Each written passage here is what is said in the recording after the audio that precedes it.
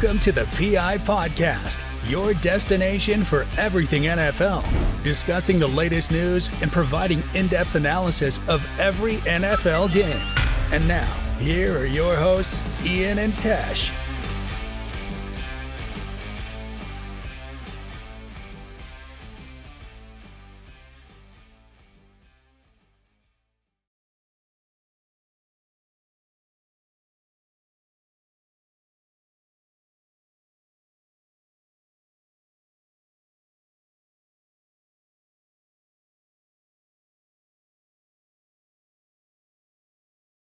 Hey guys, what is up? PI Podcast here, and today we've got a very special video, very special stream.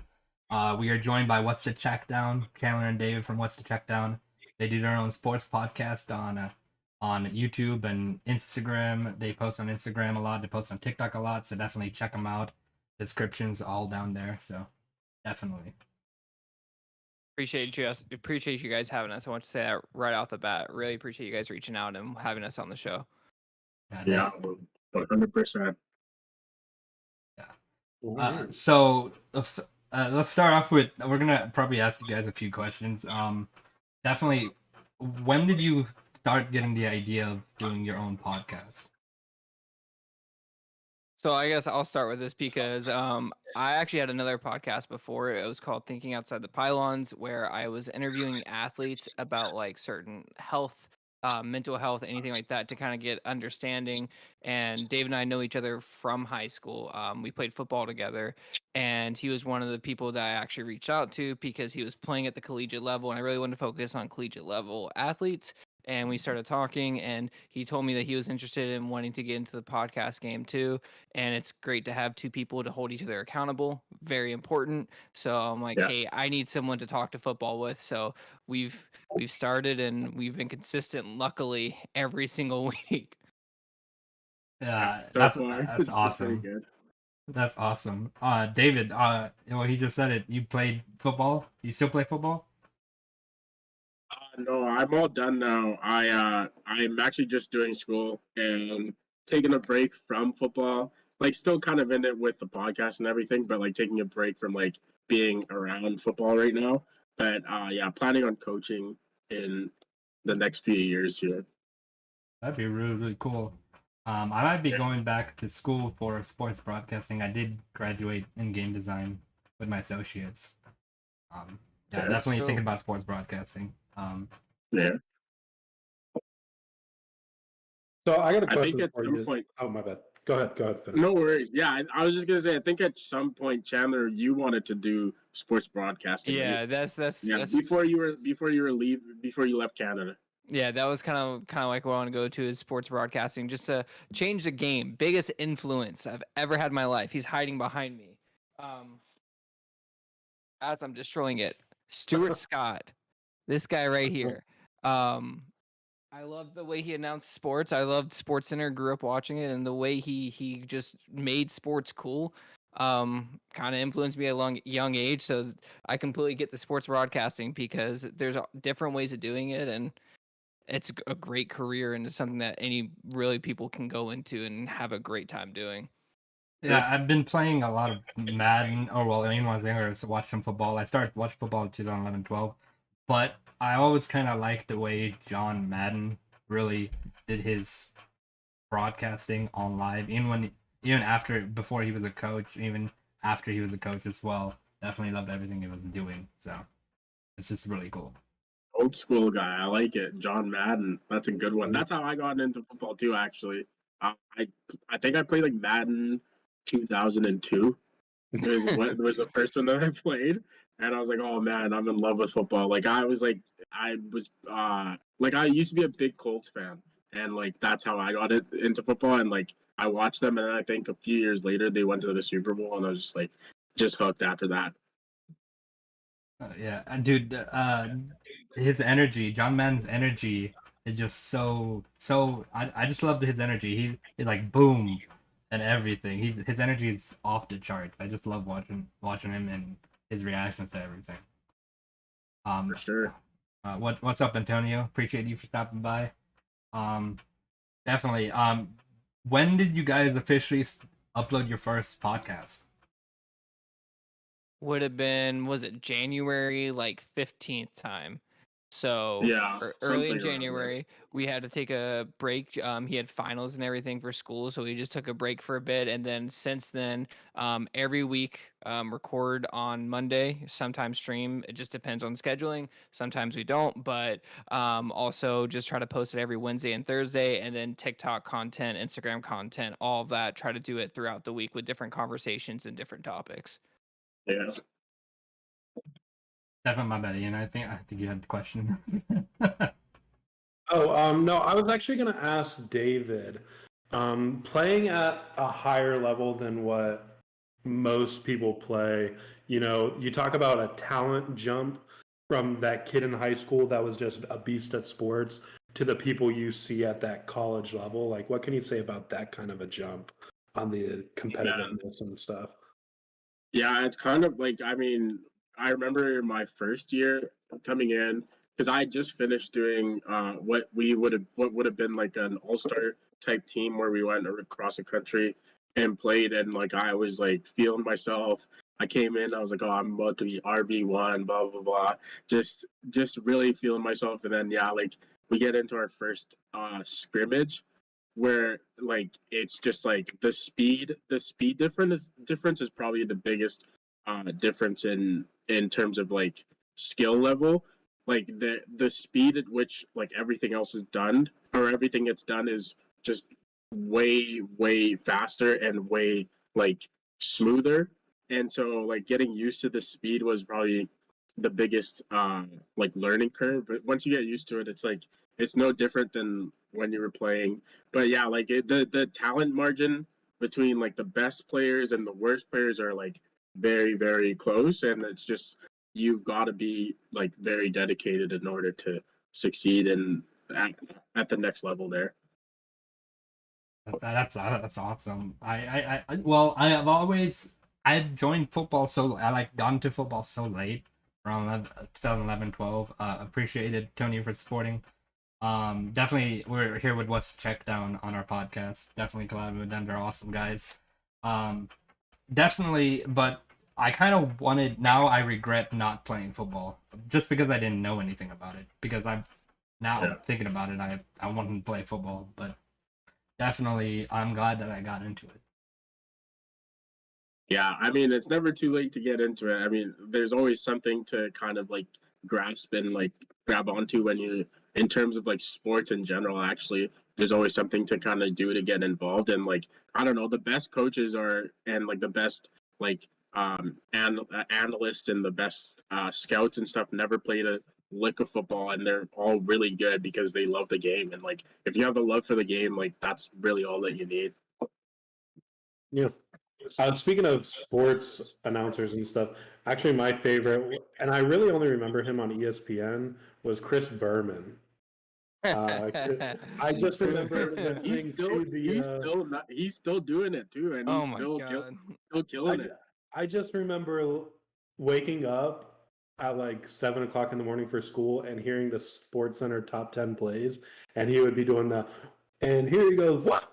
Like I just remember that. Yeah. I think he does either red zone or something along those lines now, where he does the fastest 1 minute or whatever at the end of every week of play. And like, yeah, no, I always tune into that. He's so entertaining, it's crazy.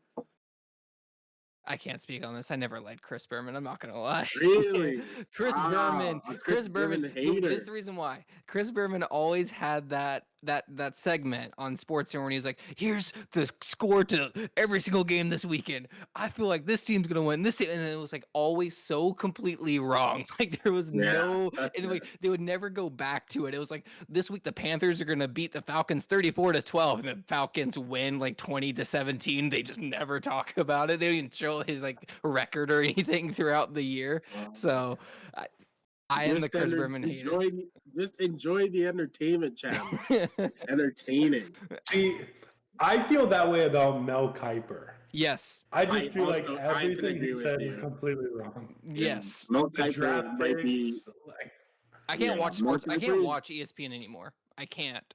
Like, no person on ESPN. I'm sorry. What's the take or whatever? Like, I'm glad Max Kellerman isn't there anymore. I'm glad. Like, I can't listen to Stephen A. Smith. I've just. You can't if you don't follow this sport. If you don't follow one sport every single day, you can't have educated takes on it. Compared to like you can't just go, this man's garbage, and like you cover the sport for 3 weeks before. Like, yeah. Yeah, that's fair. I mean, to be fair, I'll give it to like Stephen A. and even ESPN as a whole. They are very entertaining, like that. And that's kind of where I started with my like wanting to do podcasts, was like seeing those guys like always have like the little like banter, and like they have good clips and stuff. It's very funny. It's all about the entertainment, and I really enjoy that side of like broadcasting, like the entertainment value that they bring. But yeah, like their takes are garbage. Most of their takes are garbage. The only person that I really like on ESPN is Dan Orlovsky. He's got some pretty good takes, and I think because he played football, he's pretty good like at scouting and kind of understanding the talent level and all that stuff. So I usually listen to him for sure. I'm not a big basketball. Oh my bad. I'm not a big basketball fan, but when I do listen to basketball related stuff, I'm always listening to JJ Redick. Yeah. JJ Redick. I said this before. Knows what he's talking about. JJ Redick is Tony Romo of the NBA. Right. Yeah. But if I'm watching football, it's Pat McAfee. That's who I go to. Hey, I like the Pat McAfee show. That's a good show. Yeah, that's good stuff. I listen to Pat and the boys. Yep. So brand. I definitely guys are really funny. Pat McAfee is really good. But I've seen ESPN, I've seen NBC do it. I really like NBC's. Well, they're all duo now. That are not together anymore. But I also really like. I turn on like every game day, basically NFL Network. I like Kurt Warner, Rich Eisen. I like them. I think they're really Rich Eisen. I do talented. like Rich Eisen. Rich Eisen, they're very knowledgeable as well. Rich Eisen's a good person too, which I can get behind. That's a big thing for me. I think that's why I like him. That's why I like him so much, is because he's a good person. I really like his podcast too. Yeah, that's the show. I watched the Rich Eisen show. Yeah. He's got a. I like the format of his show. Like, I like the calling in, like the radio style type shows where like you can. So I do enjoy Rich Eisen's show as well. He's been doing it for a while too. Hey, like he's been on. Yeah. I think he's been on NFL Network for like 20 years now, or maybe even longer. Very credible. Yeah. Very credible. So what is your guys' favorite teams? Talk about that. Chandler, I'll let you go first. You would. Born and raised in North Florida, I am a huge Jaguars fan. I was literally, when I was born, was put in Jaguars gear at the hospital. I have a Lee jacket from 1995, like born and raised, bred Jaguars fan. So I'm a massive Jaguars fan. I love it. Ian's a Jaguar fan, so he loves that.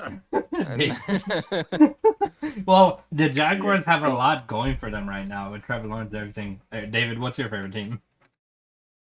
Oh yeah, no, sorry. I didn't mean to cut you off. Yeah, I was gonna say you guys are just like a perfect match right now with the Jaguars team and everything.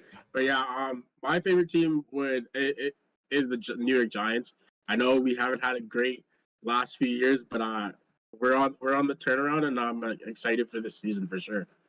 Well, whenever you get you can always remember Eli Manning being Tom Brady twice and ruining the perfect season. That's what all I really need, honestly. Yeah. Nick Foles. I mean, it's the NFC East, man. Tom Brady just struggles, man. That and the Saints, I guess. His kryptonite. Yeah. Yeah.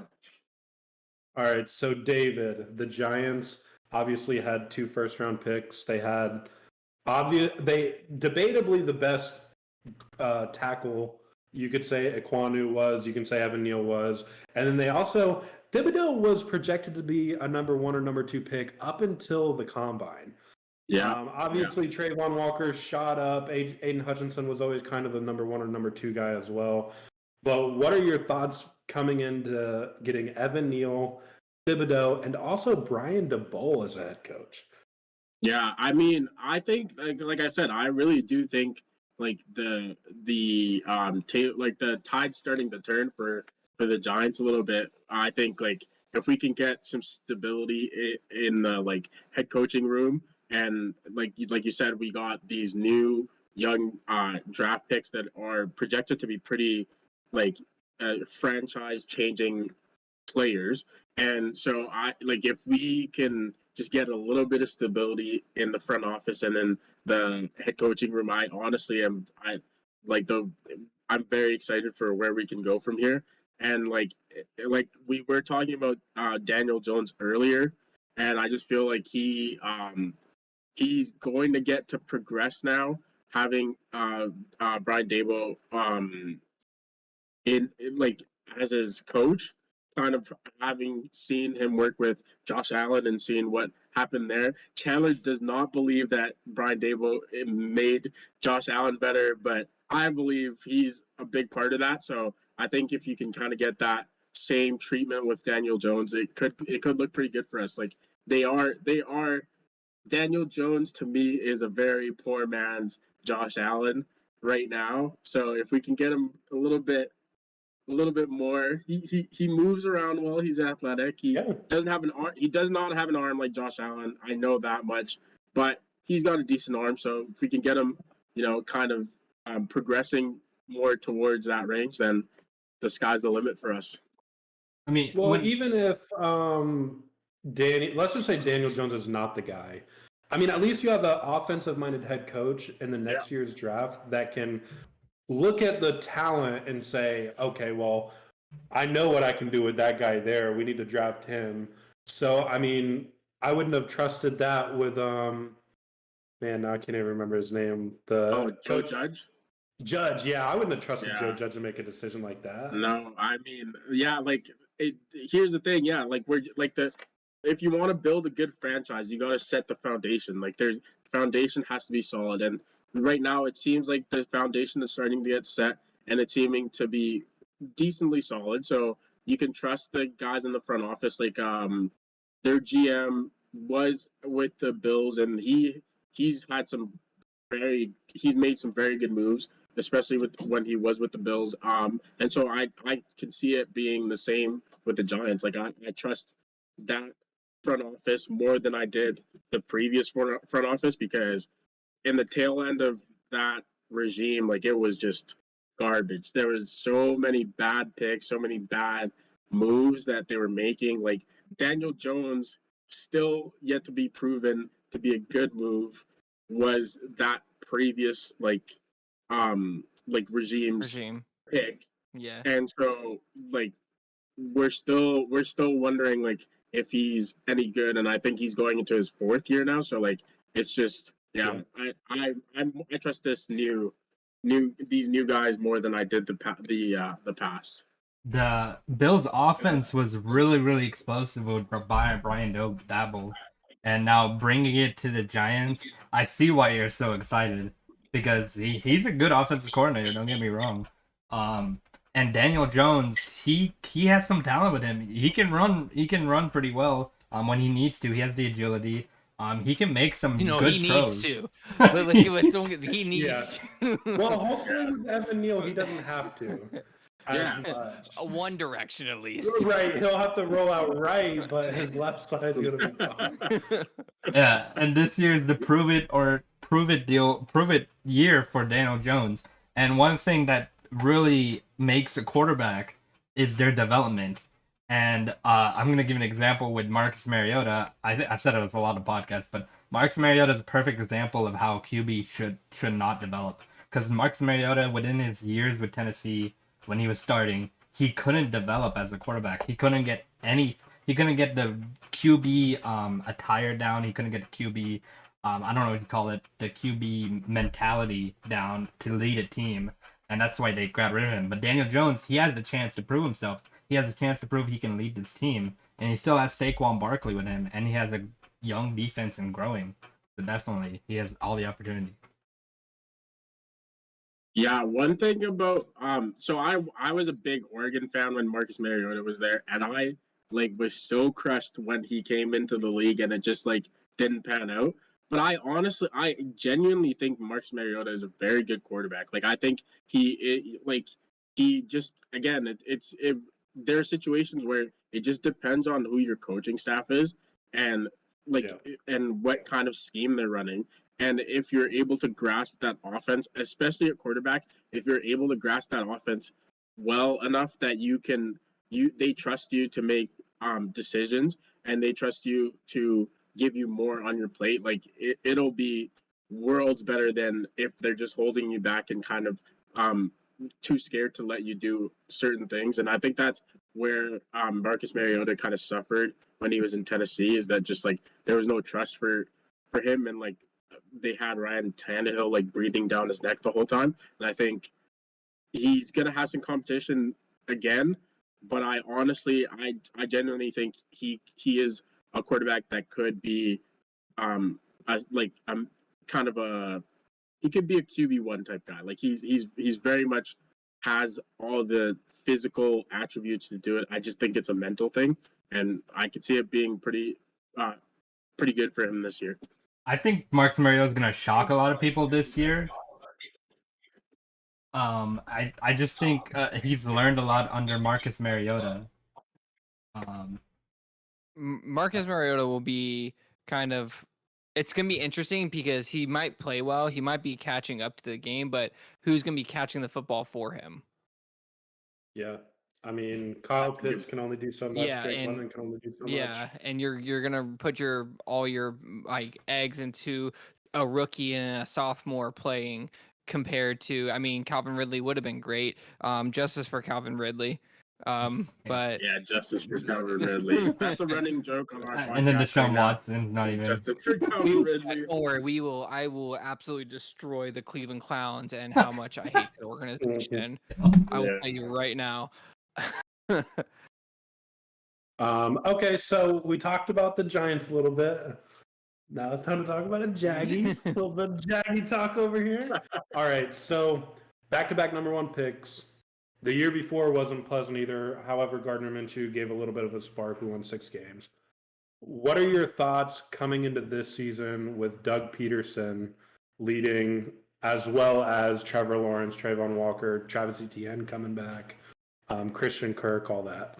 So I'm taking, like, unfortunately, last year was a true scratch. Like, there's no way you can count last year towards anything other than the fact that we got the first overall pick with Trayvon Walker. Walker is raw, but the big thing with Trayvon Walker and Hutcherson when he came out was that when I look at Trayvon Walker, if you live in the North Florida area, he matches the Florida area. I'm a huge Atlanta Hawks fan. I am glad that they don't have Luka on their team. I am glad they have Trae Young on their team because he matches the city of Atlanta. Same with Trayvon Walker being from the Dirty South. He makes sense being in Jacksonville and staying in the Dirty South. Now, Hutchinson played in Michigan. Let him go to Detroit where it's buttoned up and that's how they are. That's fair. And play the same way. So Trayvon Walker being on the other side of Josh Allen, that way you kind of shore up both sides of the defensive ends. You're going to have a Dante Fowler-esque but better athlete than Dante Fowler was. And you don't have to worry about the ACL tear that Dante Fowler had. And then we have Travis Etienne coming back, which they're going to say they want to play more like a Deebo Samuel role. That's probably the only thing that the last regime did properly was draft him to maybe have a good year this year. But the one person I'm most excited about is I am so glad, and you don't hear me Jaguars fans say this, thank God we got rid of Miles Jack. And thank God we drafted Devin Lloyd because that man was a liability. Yes, he had the most tackles, but if you watch this man, he is chasing everyone down the sideline every single game. He wasn't smart enough, unfortunately, to take the middle linebacker position. He couldn't do it, so he had to stay on the strong side. And then now we have a true 2 middle linebackers with Muma in the 3rd round, if I'm not mistaken. And then we take Devin Lloyd in the 1st round. It is a low-key steal of the draft for both those guys. So For our defense, we have 2 top corners now. We have our true corners. We have a back end safety. We have 2 in rushers, and we have 2 linebackers. Our defense, hopefully with the right coordination, which we got, what's his name from the Buccaneers that we got? I forgot his name from the Buccaneers. Bowles. Yeah, no, not Todd Bowles. Todd Bowles is no. I meant like our new defensive coordinator is from the Buccaneers. He was a linebacker coach for them, but he has his Devin White now in Jacksonville. So he drafted these 2 people specifically to kind of mimic what he did in Tampa Bay. So now that you had that, yes. But now when we look at everything on our offensive side, we have a quarterback that took a huge stride in his last game to say, hey, this is my team. I have to prove that it's my team. We have Laquan Treadwell, who balled out low key. No one watched. He was the only person that didn't drop the football. Mm-hmm. We have Laviska Shenault, who hopefully can catch a football this year. We also got, of course, the downfield receiver with Christian Kirk. And that's not even talking about Marvin Jones, who's a great receiver. This receiving core is low-key scary with Josh Oliver as a tight end on top of that, too. So we didn't lose anything on the offensive line other than Brandon Linder, which is so sad because he deserves to have another run. But I can break down the full Jaguars roster. I'm excited. I've said this before. I'm not looking for 8 wins, 9 wins, 10 wins, 12 wins. I'm not looking for that. I'm looking for 6 wins, but competitive games every single week. It's all I care about. I'm so sick of watching the games and turning off in the second quarter because I can't stand being down by 20 points for no damn reason. So that's how I feel about the Jaguars going into this season. So I completely agree with literally everything you said. I'm not a Trent Baalke fan. No. But I am going to say he did a very good job this year, in my opinion, this offseason. I do understand some people are pissed about the Christian Kirk signing. It's very team-friendly.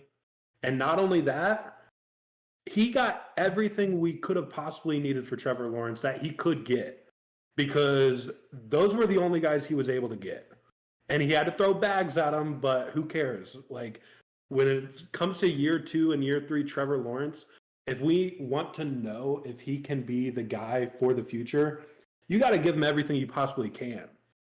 And Christian Kirk was everything we possibly could have gotten him this year. Zay Jones, too. I was going to say, when the market's $25 million for receivers now, I will take $17 million for a 1A or 1B receiver. Right. And that's what it was. Yep. I'm really looking forward to Trevor Lawrence under a competent head coach. I know you watched all the games last. And I know you watched last year. Wide receivers were literally running into each other on routes last year. Should not happen at NFL level at all. Even college level, it shouldn't happen at. It blows my mind, some of the stuff. And the fact that Trevor Lawrence, this is what I took away from last year. Trevor Lawrence showed so much maturity at 21, 22 years old. When he goes to the press, like when he's answering questions from the press conference, it was never about the game. It was, did you hear about Urban Meyer at the bar last week? Like, that's not going to happen this year. He's going to be able to focus on football.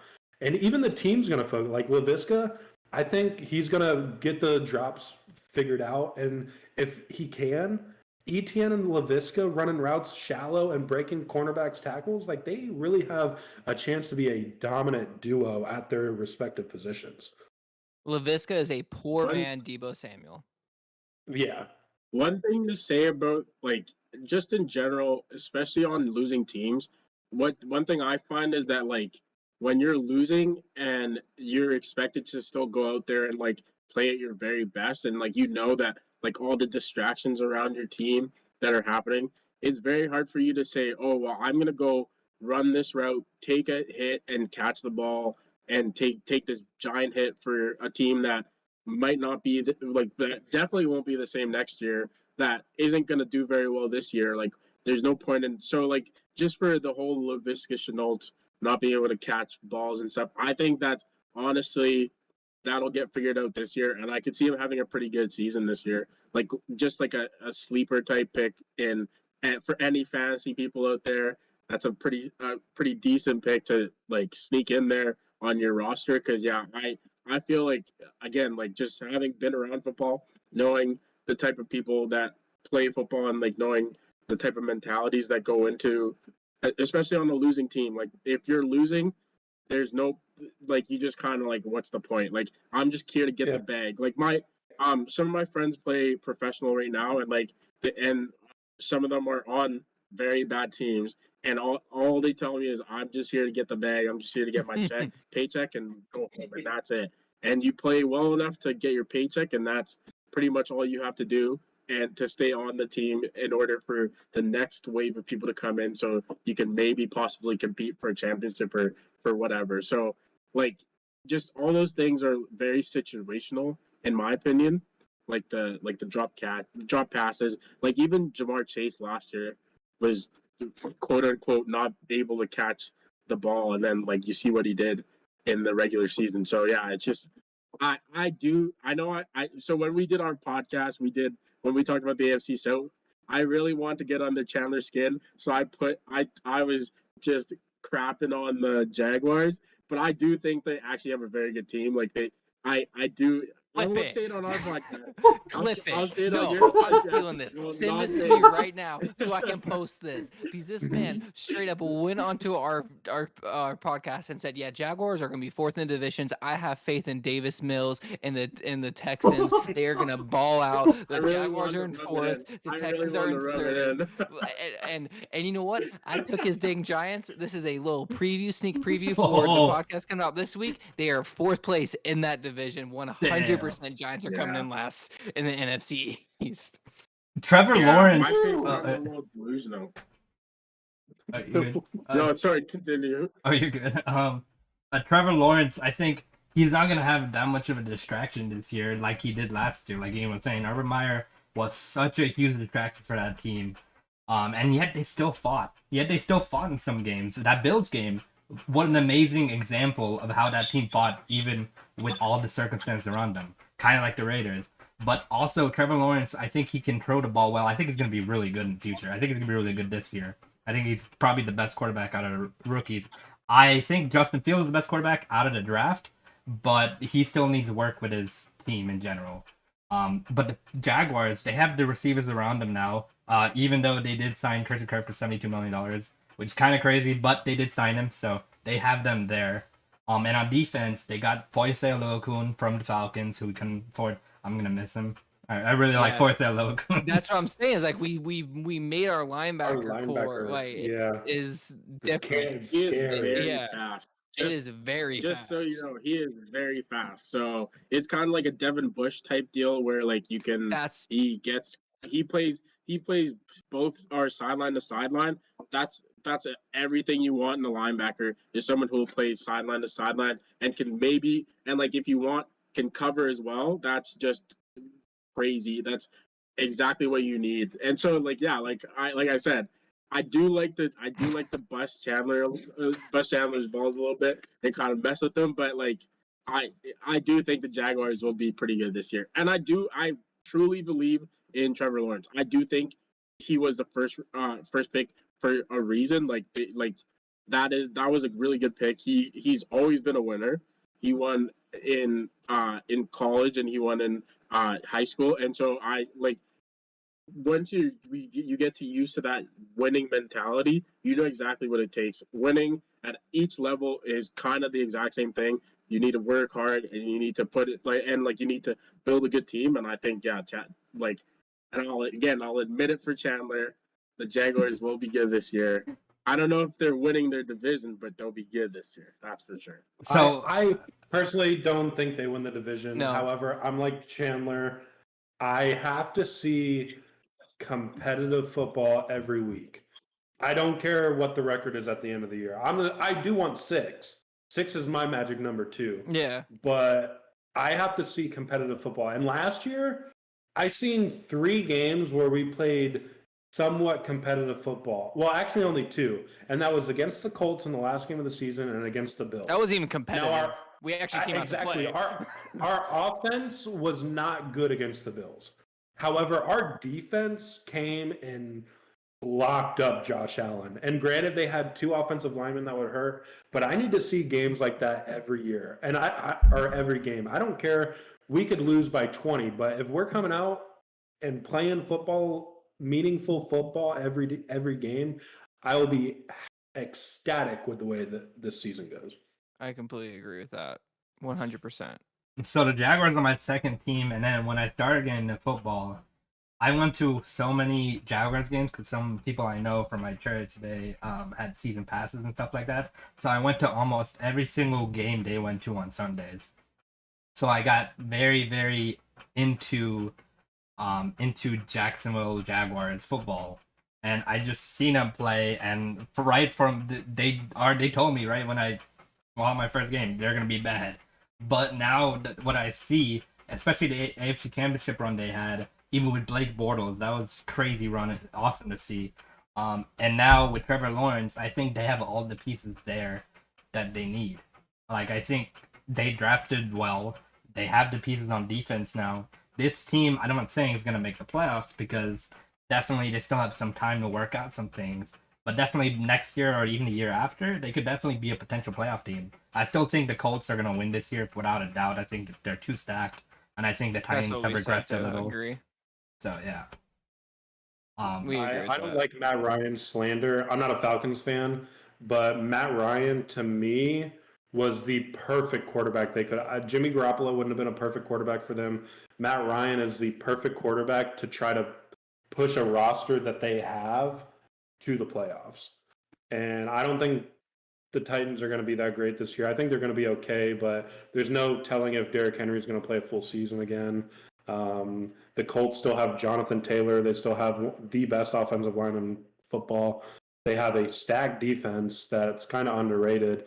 And like I said, Matt Ryan, he's a smart quarterback. He's not going to wow you all the time with like these 80-yard sidearm throws, but he plays smart. I mean, it's going to be a tough team to beat. I personally think the Jaguars are at least going to beat them at home, but I definitely don't agree with him there At because home. Matt Ryan's perfect At against the home, Jaguars. wow. So I think he continues perfect streak against the Jaguars. Matt Ryan's never lost to the Jaguars, and I think that continues. But Matt Ryan, he has a team around him now. This is the first time Matt Ryan actually has a defense with him. In Atlanta, I love watching him. I really wish he would have stayed. I think we made a stupid decision going for Deshawn Watson. But I really think he has... Burnt the bridge. Yup. I really think that he had at least 3 or 4 more years left in him, and now Atlanta now wants to build a defense when Matt Ryan's gone, when he's never had a good defense. You could say the NFC Championship, the Super Bowl run, but that defense only got stops on third down. They were never really good, even though they were 9th total, but that's because they stopped people. But the Colts now, Matt Ryan actually has a defense with Darius Leonard. They have corners around them. They have a really good pass rush with DeForest Buckner, and on that line, Unique Ngakoue now. So definitely he has the pieces around him, and he has an O-line, which he hasn't had in Atlanta either. So everything he didn't have in Atlanta, he has now. I'm sorry, I just went a little Matt Ryan, right? Oh no, we were saying that the only thing that the Colts really lacked this year, and like in the offseason did not address at all, are receivers. And I genuinely think Michael Pittman will be a good receiver one day, but he's still not at number 1 receiver level. But I think with the fact that they have such a great run game, it's gonna leave receivers wide open because the play action game is going to be insane. And I could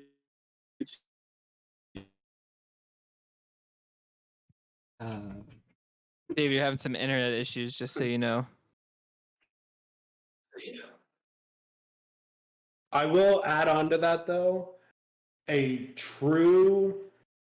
not saying Matt Ryan's elite at this time in his career compared to where he was, but a good veteran quarterback is going to make his wide receiver room better. Mm-hmm. You see it. You've seen it in the past with him as well. I mean, you have no name like Russell Gage, Zacchaeus. Like Russell Gage just got a contract from playing. If he would have played anywhere else, we wouldn't even know who Russell Gage is. Like he is too. You wouldn't even know who he is. But they're all names that you hear now. Gage is going to play with Tom Brady now and maybe go for a ring. So I think a really good quarterback, you see it all the time, even like with a Peyton Manning or Aaron Rodgers or something like that, where the quarterbacks make their wide receivers better because they know exactly where to put the ball. They're on, they're like telepathic almost with like they're on the same brain levels and stuff, knowing where to throw the ball and everything. So you see that with veteran quarterbacks, which I think Matt Ryan will improve the wide receiver room. And that's why I don't have faith in Brian Daboll, because I think certain quarterbacks can make coaches look really good. And that's fair. I think Josh Allen made Brian Daboll look really good, and that's why Brian Daboll got the job with the Giants. And on top of don't let Chandler start this because we will be on this for the next hour. I'm just saying. Do you know who Brian Daboll coached before he coached Josh Allen? Like, this is the team. Sure, hold on real quick. The teams that he was coaching on when he was a coordinator was the 2012 Chiefs, the 2011 Miami Dolphins, and the 2009 and 2010 Cleveland Browns. So don't tell me this man has elite offense ability when he's out here and Josh Allen's running for his life, having the greatest game in NFL history, and can't win because his defense can't get a stop against probably the greatest quarterback of all time. But like, Brian Daboll did not make Josh Allen. Josh Allen helped make Brian Daboll. That's all I gotta say for that. I'll leave it there. I honestly, I'm not going to say that's true or the other is true. I'm not going to say that, but I will say this year we will find out. Say it. Yeah, we will find out. Yeah, you're right. Say it with your chest. Just say it. I said that about, obviously we just had a similar situation on a bigger scale with Belichick and Brady. And you kind of found out that both of them could do it because Belichick went with a rookie quarterback and went to the playoffs. And then he also has no receivers. I can't even name two wide receivers under the Patriots right now. That's actually as a joke, Sorry, that's actually someone that we have not really talked. I haven't really heard much about Mac Jones in the this off season at all. But I'm so excited to see where they go this next season because he last year was playing out of his mind more than I thought. Oh dang! I think No, you're internet connection. But I was going to say about the Patriots is you don't ever hear about the Patriots in the offseason because they keep everything tight-lipped and closed up, and they keep it that way. And how everyone goes like, oh, Tom Brady, he could do it without the Patriots. Can y'all just look at the roster of the Tampa Bay Buccaneers when he went there? And what they did with Jameis Winston, Jameis Winston and Ryan Fitzpatrick, threw the ball for but they threw the ball for what?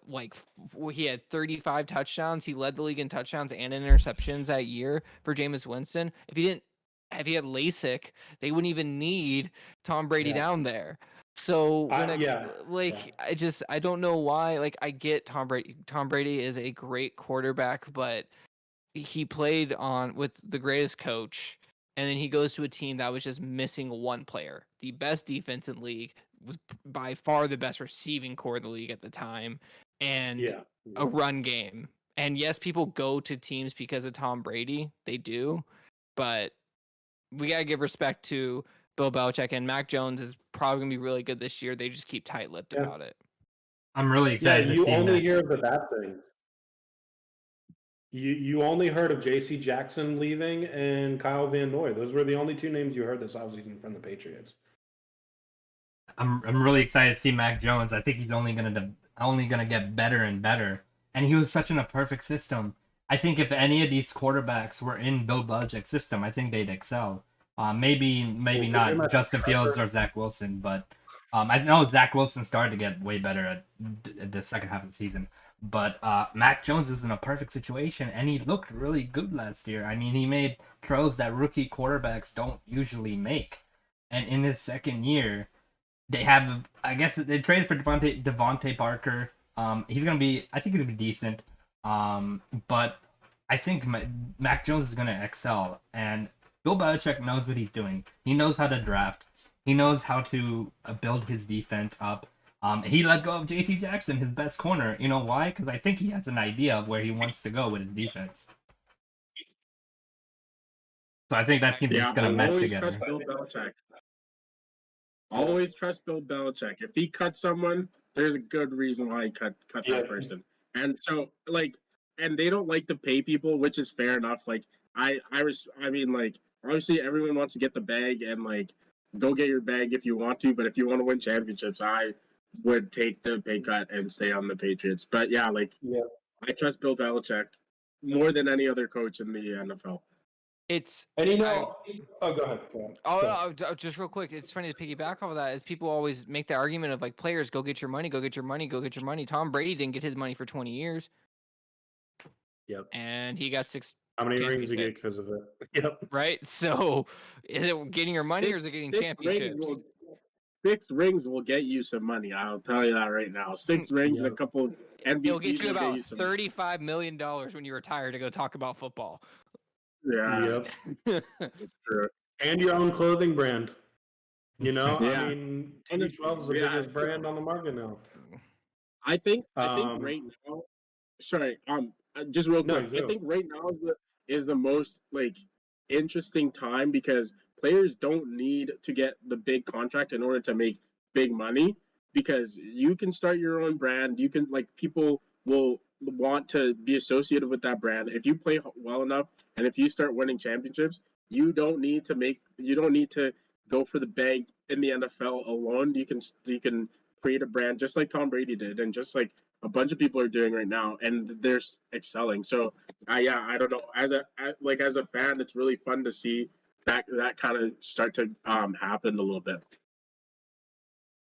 Yeah. So what I was gonna say, the AFC East, even though the Patriots roster on offense doesn't seem like it's a crazy, you got a second-year quarterback, some no-name receivers, no-name tight ends, no-name offensive line, but the offensive line's good. But I can't name an offensive lineman on there. You're still thinking that they are going to be first or second in that division with the Bills being as good as they are. And the Dolphins, granted, we're all having question marks about Tua, but look at their roster. Oh, I think Ian died. Okay. Oh, man. But, yeah, continue. Go ahead. You're good. You're I've good. been internet, so Discord just shit the bed on me. Oh, man. Okay. I don't know if you heard anything I said. I cut out. We heard Miami's roster, and then is very good. Very good. Other than the question mark at Tua. Yeah. He has no excuses. Yeah, he doesn't have any excuses now. He has everything around him. He's the most accurate quarterback in the league. What do you mean? More accurate than Patrick Mahomes. Yep. Yeah.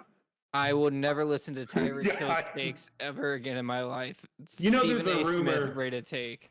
There's a rumor he said it to get his podcast.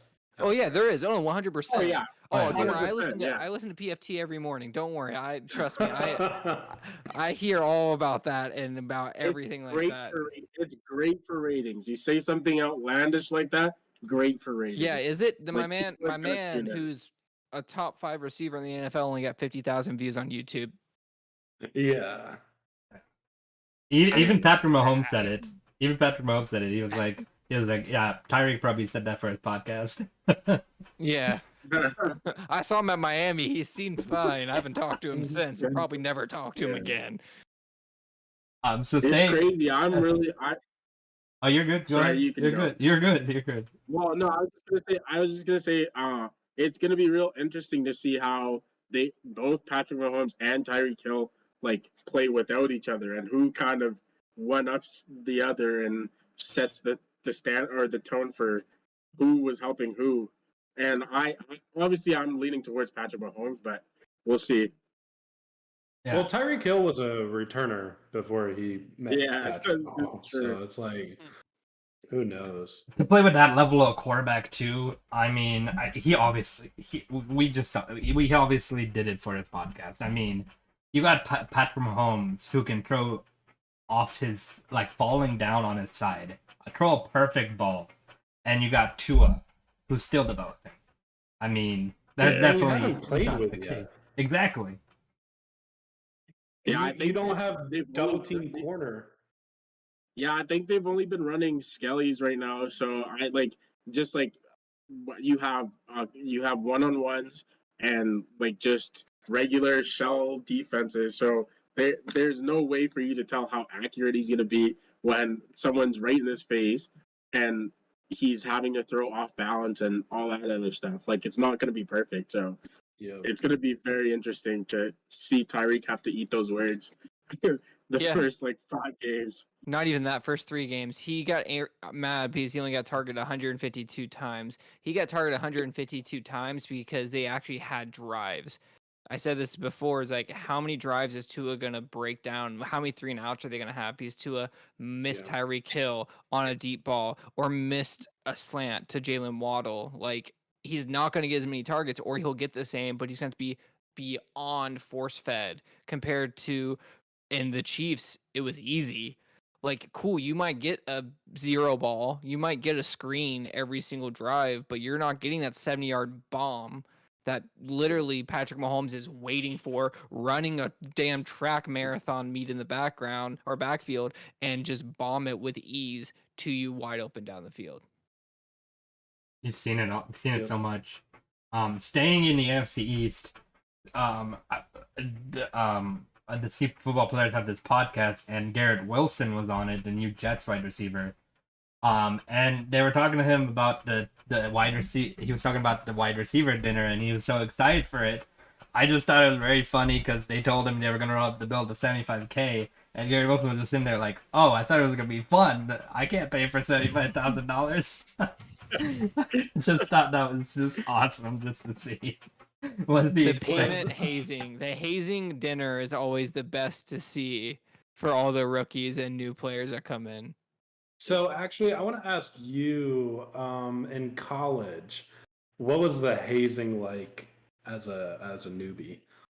Oh, so pretty much because what I played in like 2000, I got into college in 2015. So I think that was around when hazing was starting to be like a no type deal. So our hazing Richie Incognito messed that up. Yeah, I think our hazing was actually super just tamed. We did so we ended up going out to a bar and they like shut down the bar for us and everything. We did we had to sing in front of our like all the veterans, and then we had to come up with a skit. I think it was like 2 minute skit in front of the vets to like make them laugh. And if you didn't make them laugh, you got sent back outside. You had to redo the whole thing all over again, come up with a whole new premise. And each time there's like, I mean, I don't know if I can say this on YouTube or whatever, but they were feeding us a couple of pops, like getting us a little bit silly, And so it was very fun. It was a type of hazing that I think like it wasn't like bullying type deal, but like more like just like team fun, like laughing at each other. You have great stories later on in life. Like I definitely the way I like to go with hazing. And then we did do like we went to a comedy club, and so the way the vets did it was they put all the rookies in front. So like I don't know if you at a comedy club, like the comedians always like to pick. Oh, they're roasting you. Yeah. Oh yeah, they roasted everyone. Everyone caught bodies. It was so funny. It was hilarious. Great time. Dang. That's funny. All right. So, any other big news? Okay, so Deshawn Watson. Let's talk about him for a minute. 20 of the allegations have all been settled. I mean, we were just talking about this. Oh man, the man is. So let me ask you this. Actually, do you? So my opinion on it is, with that many, I'm a big "you're innocent until proven guilty," right? That's. Yeah. However, when there's like 30 of them, like 66. what are the 66. But yeah, what are the odds? 30 What are cases, 66 Massages. potential? Yeah. Potential. Yeah, But what are the odds that not one of them is not it's true. truthful? Yeah, Right. yeah. That I mean, again. So the way I see it is, I'm totally.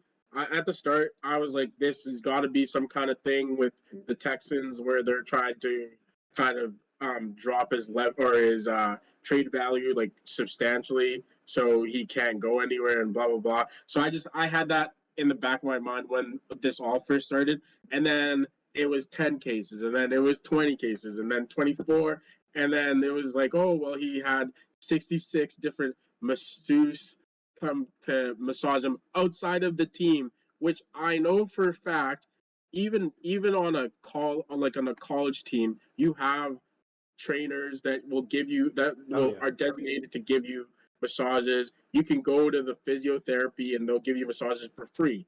So you have your team masseuse, but you're going outside of the team. That's when I was like, okay, like something's not right here. And yeah, like just statistically speaking, if you're what was it? It was like 27 or something like that? Was it 27 women that came out? Yeah, something like 27. that. Yeah, I think it's Yeah, like to kind of corroborate 27 different stories and have them all get paid to do this, to come out and try to slander Deshawn Watson is crazy to me. So yeah, like if he doesn't get suspended, if he doesn't get at least like let's say a 6-game suspension. No, At absolutely least. not. Yeah. Absolutely No. not. Don't let him touch the. Okay. Hear me out. At least a 6-game suspension.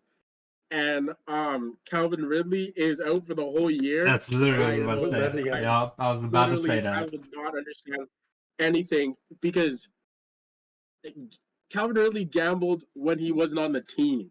He had no. He wasn't gambling on things that were like him performing under or the Atlanta Falcons going under. He gambled on them winning.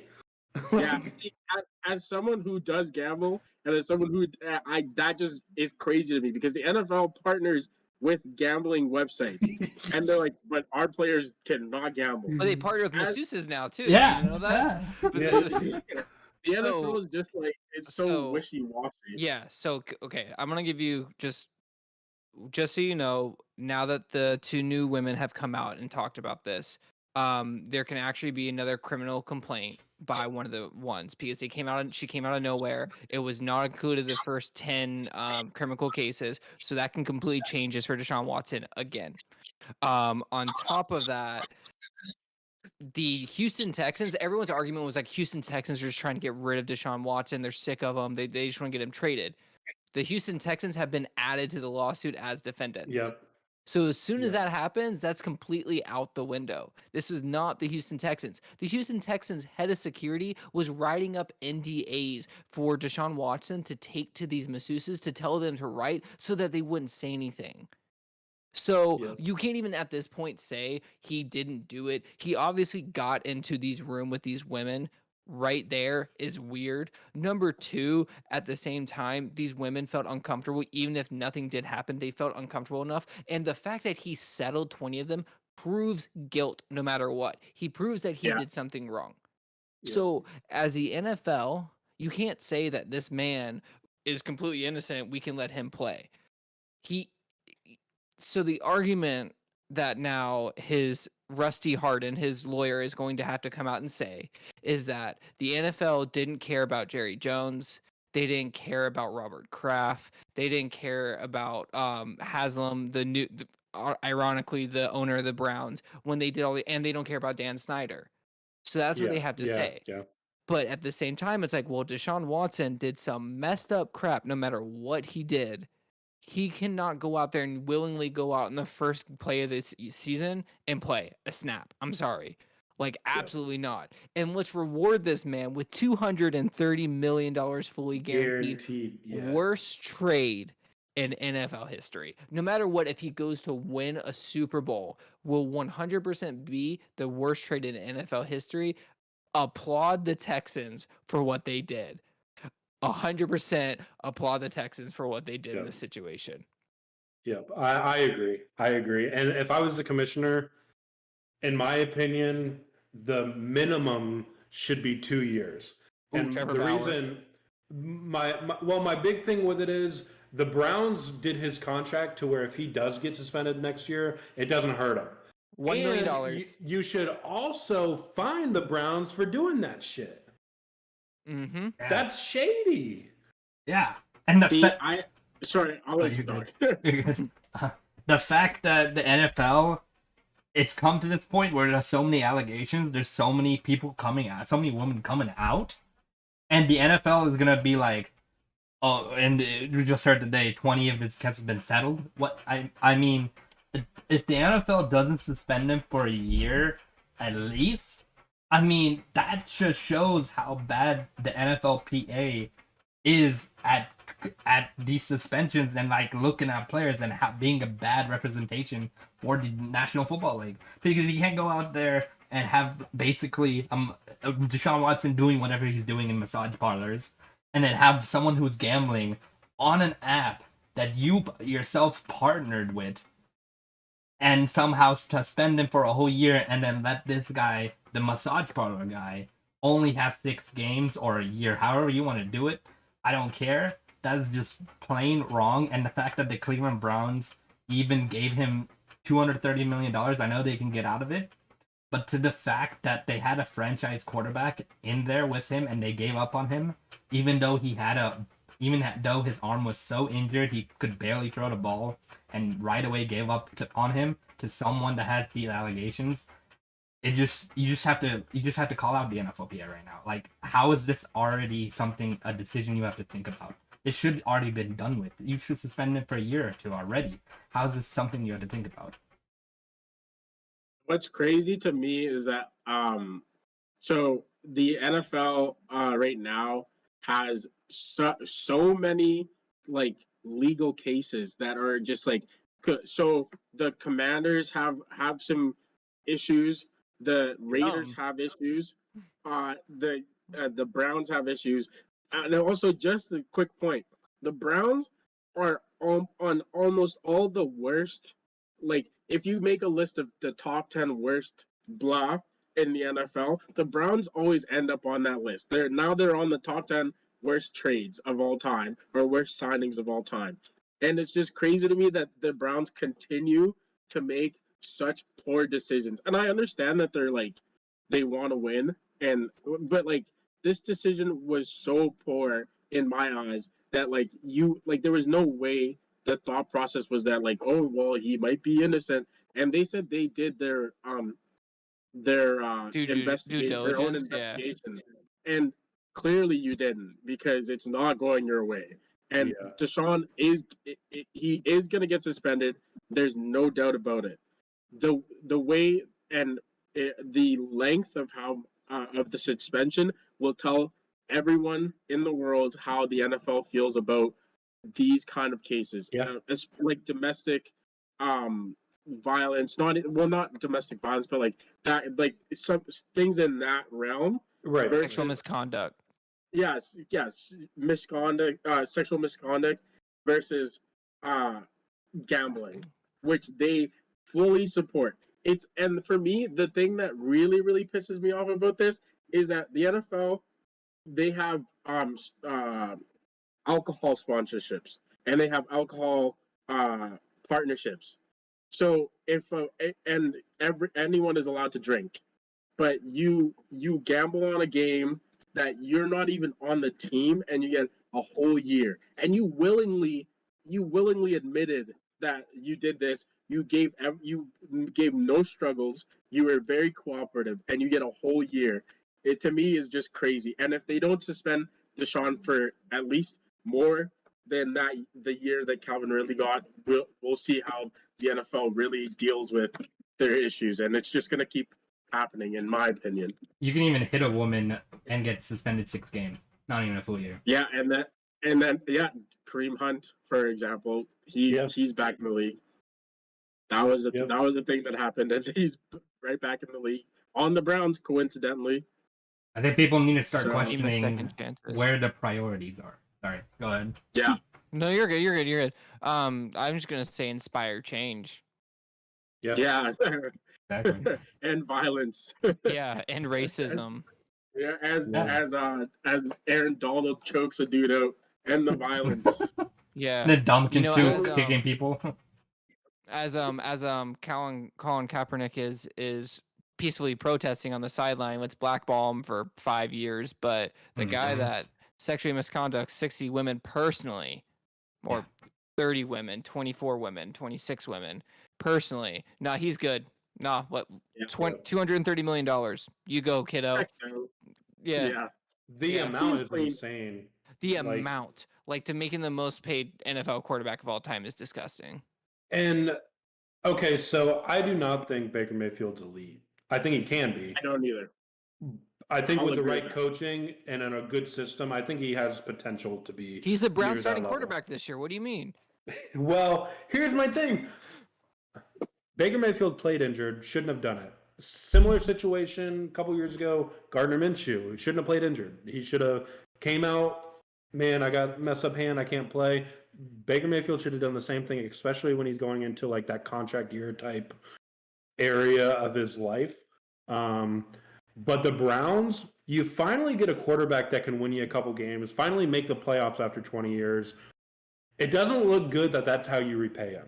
I'm not saying they should have extended him to a 10-year deal like Patrick Mahomes, $500 million, but I mean, give him another year. You know, I think the situation was terrible, and I get you're trying to win games, and Deshaun Watson's like on a glass platter in front of you, but I mean, the guy already hasn't played a year.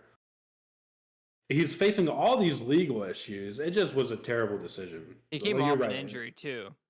Right, on top of yeah. that.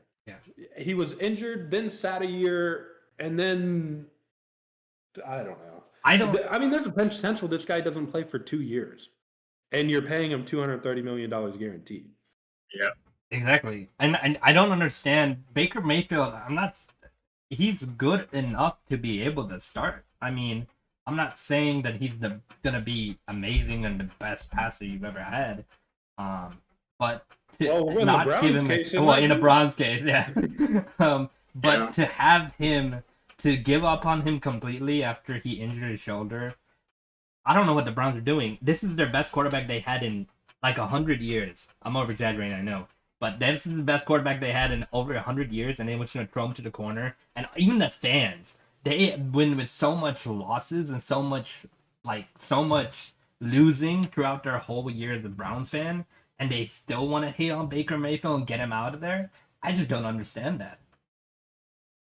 Yeah, the way they went about it too was so wrong, because I'm pretty sure what happened was they told Baker we're gonna look for to talk to Deshaun and see where his head's at, and then Deshaun was like, no, I don't want to sign with you guys, and then they're like, yeah, you're good, Baker, and as soon as Deshaun said, oh no, I changed my mind, they were like, yeah, screw Baker, that we've got a new guy now. Deshaun's our guy. That's it. And to me, if I was Baker Mayfield, I would not want to play for them anymore. Like, no, I wouldn't play another snap. I think he will end up playing this season. I think he will just to get his draft or his trade value up and like his stock up. But I like, if I was Baker Mayfield, I would do it like, I'd be so petty about it. I wouldn't come to any of the non-mandatory stuff. I wouldn't show up to any of that. I'd say let your boy Deshaun do it till he gets suspended, and then I'd show up at the like when training camp starts and all the mandatory stuff start to happen. Then I would show up and I'd do stuff. But right now, there's no need for him to even be around the locker room or that just the organization right now. Like so much disrespect. And I genuinely think that Baker Mayfield is the best quarterback that they've had. Yeah, I can't name another quarterback that the Browns have had besides maybe Bernie Kosar that has been close to as good as Baker Mayfield had. And they won a playoff game with Baker Mayfield. They beat the Steelers with Baker Mayfield. Out of all opponents, the Steelers. Out of all of the opponents that they could have beat, they beat the Steelers. And then you're still you still treat the guy who's done that for you, who's gotten you to that point, you treat him like crap the way you did. Like, it's just, to me, it really shows me how much the business of the NFL is truly that, a business, and you can't. There's no loyalty in that business. Like, you can never assume that something, if someone tells you something, that is it, and that is the exact thing that's going to happen, because they could go behind your back at any point and screw you over. You realize that Deshawn Watson destroyed 4 NFL teams with this?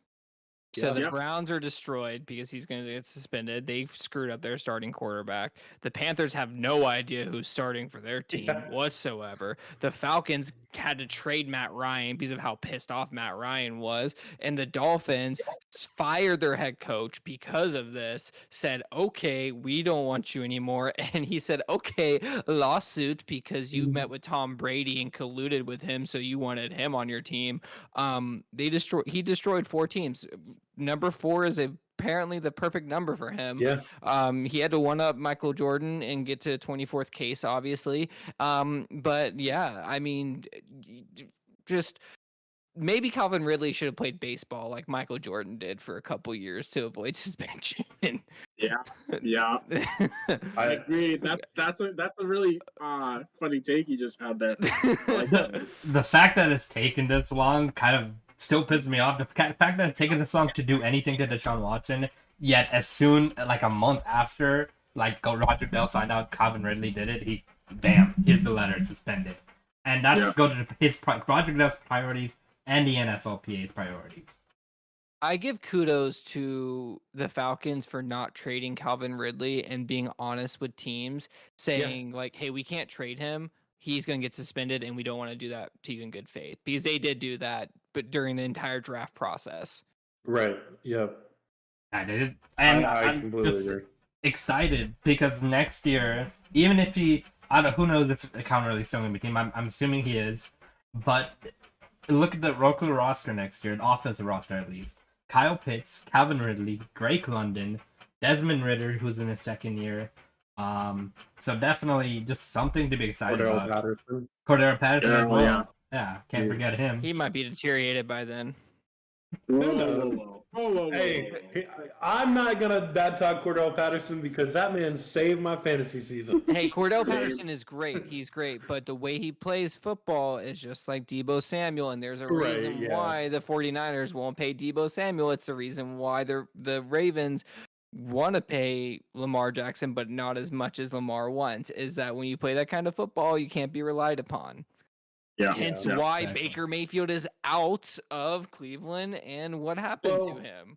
Actually, with what you just said, I want to bring a point. Travis Etienne actually had an interview where they asked him, Deebo Samuel's like not in a good spot right now because he's pissed. He wants money. He's getting a lot of hits because of all the usage. But Travis Etienne said, well, it's different because I'm a running back. So you put me in his role where I'm taking less hits from the interior D-line and I'm now getting hits from corners. Like, Travis Etienne's going to be, if he can truly do that role, he's going to be, he could have a long career. If, obviously, he can heal properly from this Lisfranc injury.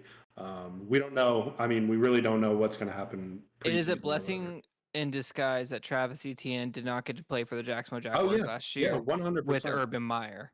Yep. I wish we wouldn't have played Trevor, to be honest. But he got a lot of his mistakes out, so hopefully we'll see with Doug Peterson there. I think he's still gonna. I think he's gonna have a rookie 2.0 year, kind of where Mac Jones style rookie year. I'm not saying it's gonna be perfect, but I think defenses are still kind of gonna know like where he's going with the football every once in a while.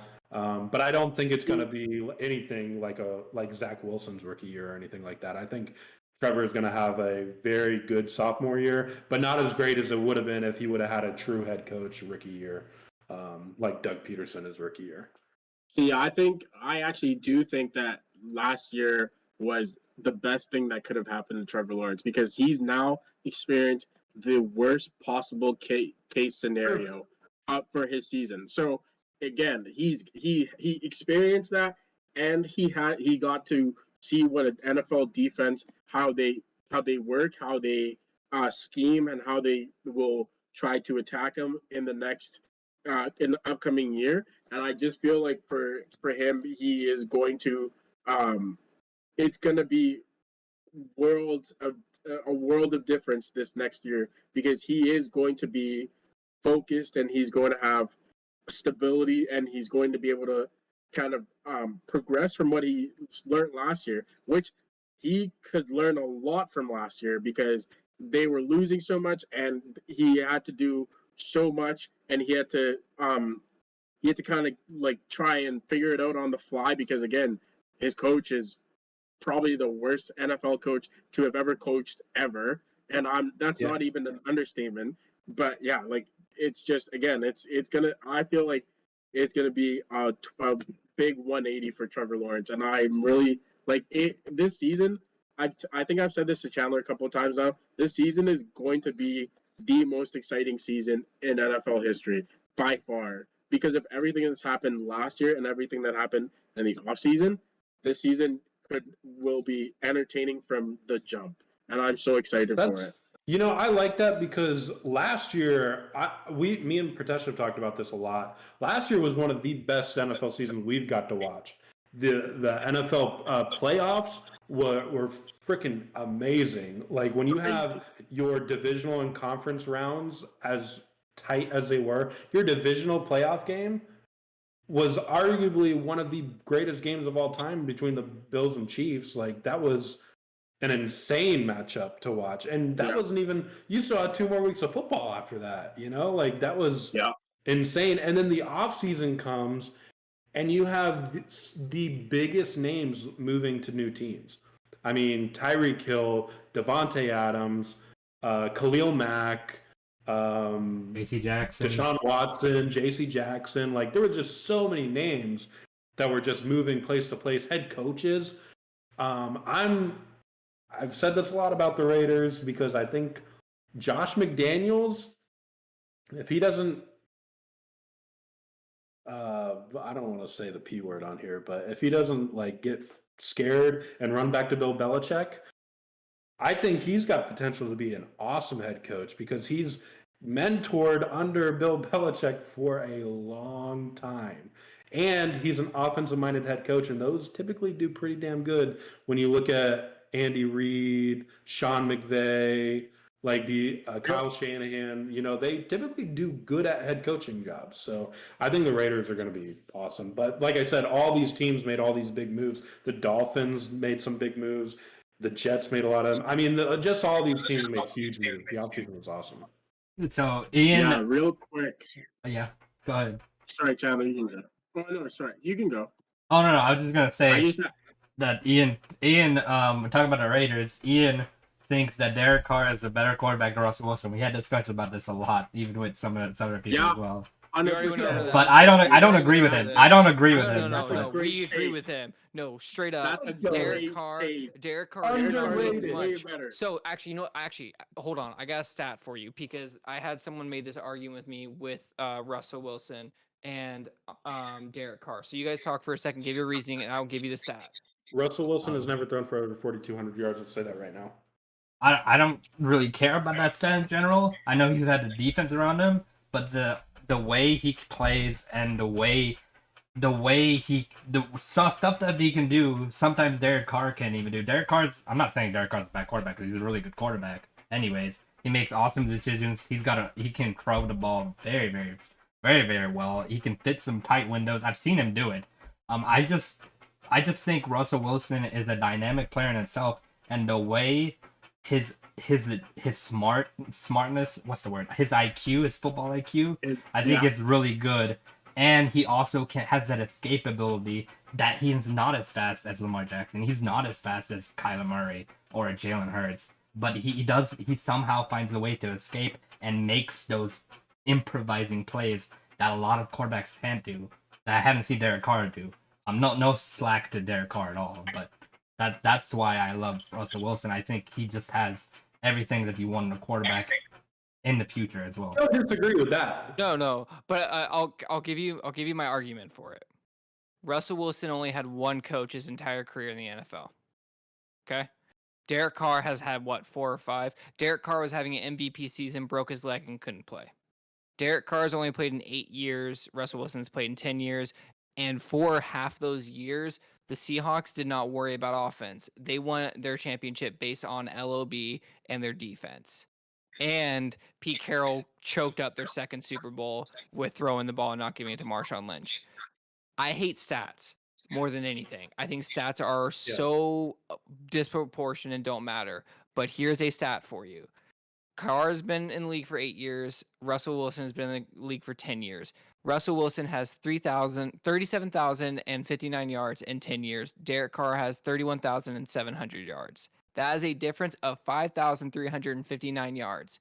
He's played in 10 years. Derek Carr's played in 8. So if Derek Carr for the next 2 years threw for 2,680 yards per year, which would be 500 yards lower than his lowest season, he would pass Russell Wilson in those 10 years. With an unstable quarterback coach, offensive coordinator, and head coach to his entire career, he is just, for some reason, crapped on because everyone hated the Raiders when they were Oakland. He plays in a very hard division. Derek Carr is a baller, and he is my MVP pick for this year because he has every single thing he needs. He has the best receiving core in the NFL. He has a running game, and he plays in the hardest division where they have to pass the ball, where Russell Wilson's going to show up, and Russell Wilson has the worst receiving core in that entire division. Yep. So that is my argument of Derek Carr slander is just way too much. People need to watch this man because he is sneakily a great athlete. He has a winning mentality. He just has not had a coach or truly the right team around him. Yeah, so I just want to add 2 things, I think, to that. Derek Carr, look at his situation. His situation was almost as bad as the Jaguars situation last year. You lose your top wide receiver. Well, you could argue he's a second wide receiver to a DUI where he killed someone, and you lost your head coach halfway through the season, and you still make the playoffs. And not only that, you beat one of the hottest young quarterbacks, and I don't say that in a weird way, but I don't know. He's pretty cute. Justin I'm Herbert. not gonna lie. And Joe Burrow. I don't know. I'll date both of them. I don't care. You beat Justin Herbert for your playoff spot, who's arguably a top. Like he isn't. It's not an argument. He's a top 5 quarterback in the league, Justin Herbert. But look at. I just don't understand the hate on Derek Carr because he did all that while losing his head coach, and let me tell you, Hunter Renfrow would not be a top 5 wide receiver statistically wise this last year on any other team other than with Derek Carr. That's where I can't really. I was with you up until the very last part. I think Hunter Renfrow is a great receiver. Hunter Renfrow is, I won't even say a poor man's Cooper Kupp, and it's not because they're both white, Chandler. Yes, it That's what you're thinking. Yes, it is. I know exactly That's what you're fair. thinking. Why can didn't see you it. say like Jamar Chase, poor man, or like Well, Justin okay, Jefferson? You went straight for because the they white both- guy. So No. They both run the crispest routes I've ever seen, Yep. and they both have very high football IQ. And I think Hunter Renfrow does not get the love that he deserves. I don't think he gets the love that Cooper Kupp does he has because a Tom again, Brady body. he looks like a melted ice cream bar on most days. So like for me, he doesn't get the love because he's not a big guy. He's not like a huge, like he's not a DK Metcalf type guy, but he runs very good routes. I think he's a top 5 route runner in the league, and he is very smart. And I think again, he could, if Derek Carr has a MVP type season this year, it is going to be on the back of Hunter Renfrow because again, I think fair. Devontae will see a lot of double teams. Yeah, I think Darren Waller's Waller- gonna get double teamed. Yeah, I think Waller will get double teamed as well, and I think Hunter Renfrow is going to have some one-on-ones, and it is going to be a bloodbath because I genuinely think there's not very corners corners that can lock up Hunter Renfrow, and if that corner exists, it's going to be one week where we may not see Hunter Renfrow, but if I was a betting man, I'd be betting on him hitting his over on almost all his stats this year. But Yeah. like, and I do Ironically, he is agree- a betting man. I am a betting man. I do bet a lot. All right. You're suspended. 1 year. He's out of here. Get him out of here. But for me, what Chandler said about Derek Carr being the MVP, that is a sleeper pick that could hit really well, because I honestly could see it.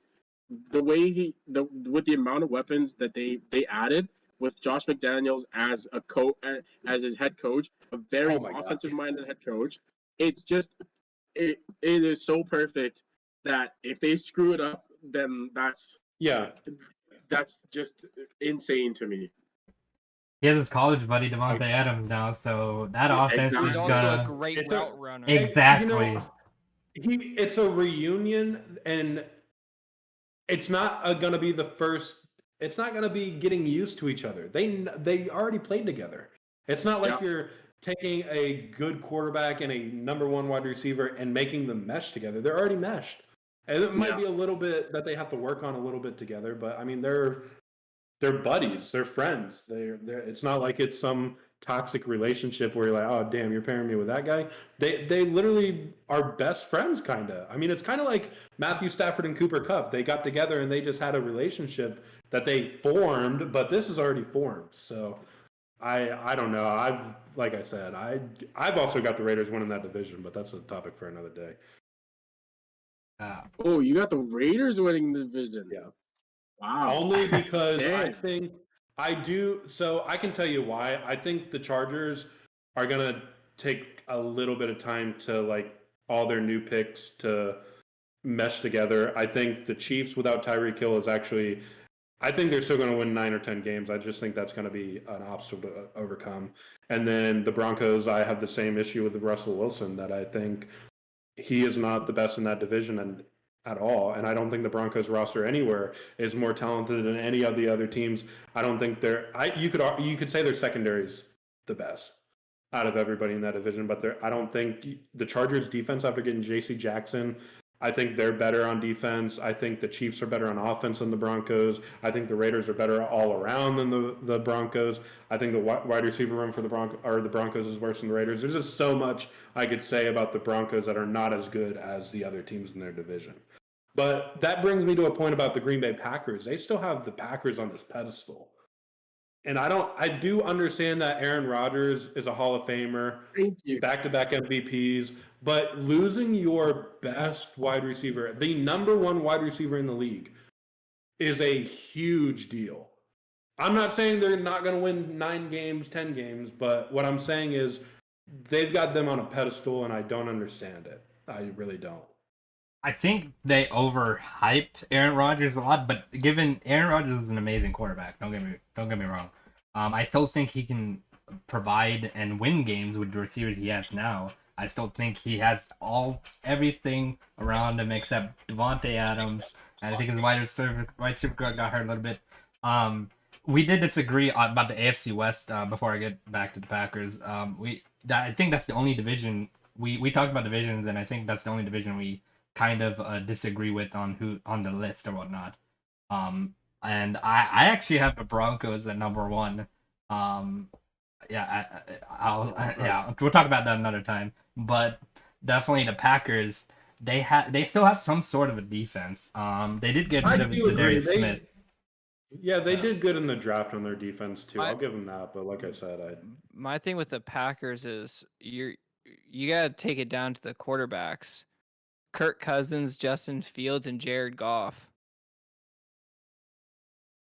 Okay. I think he doesn't have competition. I think Justin Fields has a chance. Not this year. Not this year, though. Not this year. No, Justin Fields is last in that division. I think the Bears are last in that division. I think. I don't think they didn't do nothing. Sorry. I do not like Eberflus as a head coach. I think the Lions do jump up quite a bit in this division. I think Chandler said 2, and I could see them getting 2. I have faith in Dan Campbell. The way I like Dan Campbell a still lot. think Green Bay's first. You Green guys Bay's are in first. agreement that Green Bay I have first? Green Bay first. Dan, no, he doesn't. I think he changed his I mind. do But not have Green Bay first. yeah. So I have Green Who do Bay you have first. first? I had the Bears first. Ooh. I don't think they did anything for Justin Fields He this year. changed his mind. Okay. I had the Bears first, but now to me, the way it seems is that the Packers you know how the Patriots used to just clobber everyone in their division, Yeah. because the division was so weak. I think that's where the Packers excel, is that their division is so weak that they can literally do whatever they want and still probably be first. I think the Lions will give them a run for their money, though. I honestly think the Lions this year, with how they performed last year, and if they can kind of make a even bigger push this year with the draft picks that they got, and the guys that they had that they had previously in the locker room, they've got all the makings of a team on the come up, and I can see them really giving Green Bay a run for their money. But again, Aaron Rodgers is still a great quarterback. Don't get me wrong. Yeah. I dislike Aaron Rodgers just in general, but I still think he's a great quarterback, and I think that like he will end up. The way I see it is that until Aaron Rodgers starts to decline, the Green Bay Packers, it's their division to lose. With That's that being fair. said, I completely agree. You have two new head coaches with Kevin O'Connell and Eberflus. You have Dan Campbell, who got shit out of games like last season. They should have won more games. They did. They had terrible luck, and that team believes in Dan Campbell. And if it wasn't for Jared Goff, if we were talking about Baker Mayfield being on the Detroit Lions, we would say they'd be second in that division, no problem. Simple as that. And I'm not saying Baker Mayfield's incredible, but I'm not saying Jared Goff is anything. I said it before, he wouldn't start on my Pee Wee squad. But I'm just saying, like, if we need to give the Lions respect, because they're going to be a hard team this year. They might not come in second, but they are my dark horse for second place in that division, because it just makes sense in that division. So my only difference is I have the Vikings getting second. And I have them as a dark horse for first. And my reasoning behind that is Zimmerman was a terrible head coach. I mean, he was always subpar. I'll say subpar. I'm not going to say he was terrible. 97 was a winning season. Right. And it always seemed like they were always at that 7-9, 8-8, 9-7 kind of season where you're like, damn, this roster is good. Why are they not in the playoffs? And I think with Kevin O'Connell, I do not think he's going to be the greatest head coach that the Vikings have ever had. However, I think with an offensive-minded head coach as opposed to a defensive head coach, I think Justin Jefferson, Adam Thielen, Dalvin Cook is a good enough pieces to get them over the hump with a offensive head coach that knows how to get these guys open. Because look at what Kevin O'Connell just did in LA, and I understand they have a stacked roster. I'm not trying to say Kevin O'Connell made that team, but a first-year quarterback coming in, Matthew Stafford, and he helped that team prove Matthew Stafford was a good quarterback. That's all I'm going to say about Kevin O'Connell. The team didn't take any time to mesh. They meshed instantly. I mean, he figured out what everybody was good at, and they did it. And they did it well. They won a ring for it. So that's why I have the Vikings at second, because I think Kirk Cousins is a good enough quarterback, and he's not risky. He's a system quarterback. The football right, exactly. And I think if Kevin O'Connell can get a good system, I think that they can make the playoffs this year and possibly get first place, but I have them at second. I have Green Bay at first. And then I have the Bears last and the Lions third. One thing to add on to the Vikings, I agree with everything Ian said there. I think we ranked this division the same. But Kirk Cousins, he had an underrated year last year. I think people kind of slept on his season last year. 33 touchdowns to 8 interceptions. That is MVP type numbers back in the day, like a few years ago, not even back in the day. 33 to 8. That's Matt Ryan won the MVP with 35-7 or somewhere close to that. And people still think that Kirk Cousins may be the worst quarterback in that division. I mean, the way Kirk Cousins played, I know he plays safe, which is always good, but the fact that he did it at such a low turnover rate, when Kirk Cousins has been known to be turnover prone, the fact that that happened gives him any chance, if he plays the same this year, to be the top of the division as well. And the one thing about the Bears, they did nothing for Justin Fields. I thought they would have gotten for an offensive lineman in the first, second round. They did nothing. That they waited till the third or fourth round, and they really didn't add any receivers. Yeah, and they didn't add any receivers around him either. They have Darnell Mooney, who's decent. I think he can be a decent number one. But other than that, Justin Fields doesn't have any receivers around him. You have David Montgomery, who's good. I like David Montgomery. But other than that, Justin Fields doesn't have pieces around him. And that defense lost Khalil Mack. Basically the heart of that defense. The offensive line was terrible last year. And then I understand Allen Robinson was not anything special in Chicago. Yes, he is. He's going to do so well in the Rams. Y'all just wait. I agree. But trust me, as a Jags fan, I wanted him back. He did great with Blake Bortles, okay? Exactly. And Allen Robinson's finally going to have a real quarterback. But my part of that was you lose Allen Robinson, who in Chicago wasn't special. I mean, he had decent numbers, but he wasn't anything special as where he could be with a good quarterback. And then you lose Khalil Mack, you lost your two best players and didn't replace them. Granted, you could argue Darnell Mooney's replacing Allen Robinson, but he was already on the team, so it's not a replacement. It's getting worse at the position. So I think the way I look at it is they did pave a way for Darnell Mooney to be number one, to be the number one receiver, which to me is actually quite a good thing for because he runs great routes.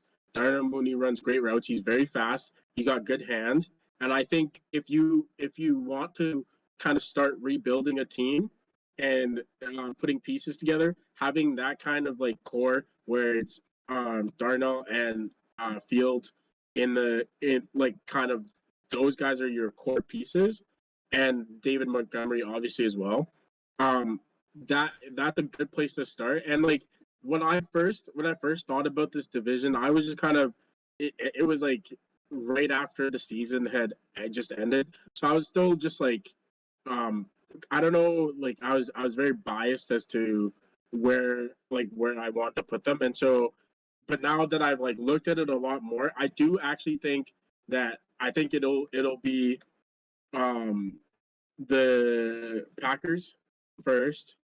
I think the Vikings will either have a really good season or a really bad season. I think it could go either way. Yeah, I think there's no like middle ground for them, to be honest, because the way that they played last year, they were in so many games and they ended up losing. I think they lost like by 3 a bunch, like within like a 1 point or like a one score margin. Like probably half of their games were lost in that way. And so for me, I think they either turn that around and have those 1 point margins be wins and they have a great season, or they just continue to take a downturn. And in that case, then like Chandler had, then I think the Lions will end up being second. And I think the Vikings will actually end up being last, and the Bears will be third. Ooh. I will say this. I am so glad that we had this conversation because now I get to see that David just likes to bust my balls and not take my takes seriously ever, even though he completely agrees with me. Hey, we can't have this. We can't just agree all the time. No, we actually. What's interesting that you guys say that you agreed on everything. We've had only 2 divisions, I think, that we actually agreed on. Yeah. And I think the way it is that like we can, I can see your side of I can see your perspective, and you can sometimes see mine. Although I try to be very, very like off the beaten path. Yeah. But like I can see where you're coming from with your picks, and you can sometimes see where I'm coming from. So that's why we never really agree. But I do think that a lot of the time, truly, we do agree on most of our takes. I just like to message Chandler a little bit. It's just more fun that way. That's fair. Yeah, me and Ian That's actually agree on a lot of stuff, but that's because I think we both just have the same mindset towards whatever we're thinking towards a certain team. I think it just makes sense that everything we think about a certain team, give and take a few teams. I think we're just at that same mindset of where that team is. I think. Which, like you said, it was nice to get a different perspective, kind of, because me and him do have a lot of conversations where we're like, yeah, we have the same thoughts. Let's get on to the next topic. But today it was like, damn, like we all had kind of different theories on some things, but then we agreed on others. So I might just need to challenge Ian more. That's about it. Thank you, David. Yeah, that's actually truly. If you want to keep going, just like if you want an argument, you got to create an argument. You got to go against the beaten path. And Matt Ryan's better than Andrew Luck, even when he was on Colts. Sorry, end the podcast. Well, yeah. I really like talk about the AFC West as well, because I think that was pretty interesting. I liked hearing that you guys were Derek Carr fans as well, because I think he's so underappreciated. On our TikToks, I feel like people just are like, "What are you guys talking about?" Like the Raiders being second and just crazy. Yeah, those comments are in. If you put the Raiders anywhere but last in their division, you get shit on. Like literally on TikTok. It's gonna be so funny. It's gonna be hilarious when they win that division. It's gonna be so funny. I'm gonna laugh so hard when they win that division. I'm either, if I get it wrong, it was a hot take. Who cares? If I get it right, I'm a freaking football genius. Yep. Hey, I will say my one thing is, you can ask David. From the moment they traded for Matthew Stafford, I was on the Rams train, called it that 100%, night that they would win the Super Bowl. And I rode that really all the way through. And everyone's like, oh, Matthew Stafford. Yes, Matthew Stafford. I was a Florida fan. I saw what he could do at Georgia. Exactly, I saw what he could do when he got to a crappy team with Detroit. I knew what McVay wanted. McVay wanted a better Jared Goff, and he got a much better Jared Goff. Way better. Hot take. We could see the same situation in Indy this year. We could see the same situation in Indy this year. That's my hot take. One of my hot takes. We could see the Colts winning the Super Bowl. So here's my thing with the Colts. I've said this. I really do like the Colts this year as a team to make it. I hate the Colts. Don't get me wrong there. But I like them to make the playoffs and make a run. My problem is the AFC is so stacked that it's not going to be like the Rams where they only had to go through Tom Brady, and that was kind of it in the NFC. The 49ers, you could argue, too. But there wasn't if they had a good anywhere near the talent. There was nowhere near the talent on the NFC side that there is on the AFC side. There is complete teams on the AFC. You've got 4 in the AFC West. I'll give you the Broncos being a complete team. I said all. You've got the Bills. I agree. You've got the Bills. You've got the Patriots. You've got the Colts. You've got the Titans, who I hate the Titans, but obviously they're going to be a team that makes the playoffs. It's just until the Jags and the Texans get better, they will be in the playoffs and fighting for the number 1 spot in the division with the Colts until we get better. Here's a take I'll give you, and you can do whatever you want with this. And this is true. The AFC North could be the weakest division in the entire AFC. That is Yeah. That's fair. So let's talk about the AFC North for a second, because the Ravens, in my opinion, got worse. I think they had a great draft. They did not help Lamar out at all with receivers. No. Yeah. They got rid of Hollywood Brown, who was his number 1 target. So I don't like him. Oh, go ahead. Real quick with this is a quick point. I think getting rid of Hollywood Brown was an addition by subtraction type deal, because I think he actually took away from that offense because they wanted to feed him the ball so much that they forgot about all their others, actually pretty decent receivers that they had. And I think that they schemed so much towards Hollywood Brown being their guy that it really took away from the other guys. And I think this year we will see Lamar have more options and more open options. And we'll see. We'll see. Chandler, Well, yeah, I know that's Chandler doesn't fair. like this take, but I think the Ravens will have a better season than they did last year. That's fair because they also had a lot of injuries last year. And I think a lot of people forget about that. They had a lot of injuries. I mean, they had running backs going down from ACLs and OTAs. Like, it was crazy how fast they were going down. And Hollywood Brown, I think, will play better in Arizona because he will not be the number one guy. He's going to be a third guy, and his stock will go up eventually. The Bengals are obviously going to be good. I don't see how you could say they're not going to be good. They improved their offensive line and didn't really lose anybody other than CJ Uzomah. Pittsburgh, question mark at quarterback.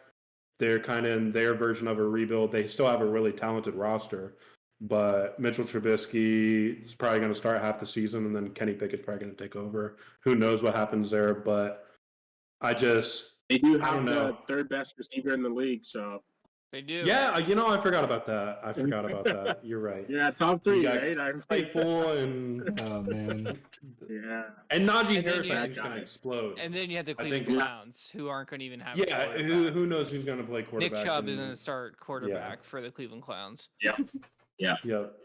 I heard because Baker's not going. Yeah, I mean, you got Kareem Hunt can kick at least. Yeah. This is true. They just. Baker is they're trying to get him to Carolina though. Yeah, they are, and they're willing to pay half. They said. So we could very likely see that happen. But yes, to agree, I do think because I think I'm biased as a Jags fan, but I do really think that the Jags are going to make a huge leap. I don't think it's going to be a step forward. I really do think it's going to be like a leap forward. Because here's the thing people aren't realizing. Yes, it's technically a rebuild because you've got a whole new coaching staff.